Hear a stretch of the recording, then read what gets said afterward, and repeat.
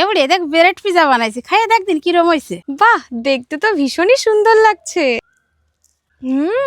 Wow, দারুণ হয়েছে।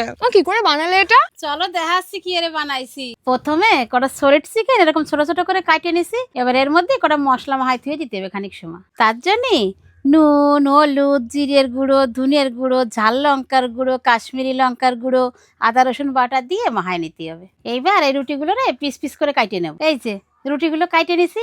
এবার এর মধ্যে দুধ, সুজি আর একটু নুন দিয়ে মাহাইয়ে একটু সময় ধুয়ে দিতে হবে। এইবার কড়াইতে তেল দিয়ে চিকেন কড়ারে ভালো করে ভাজিয়ে নেবো। চিকেন কড়া ভাজা হয়ে গেছে, এবার নামাই নেবো।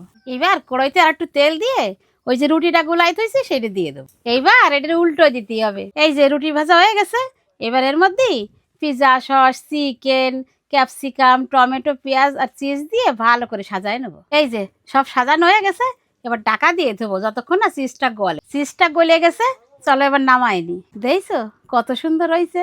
পিজা তো আমরা বিভিন্নভাবে বানাই খাই, তা এইভাবে একবার বানাই, তোমরা খাইয়ে কমেন্টে কইও কিরম হয়েছে।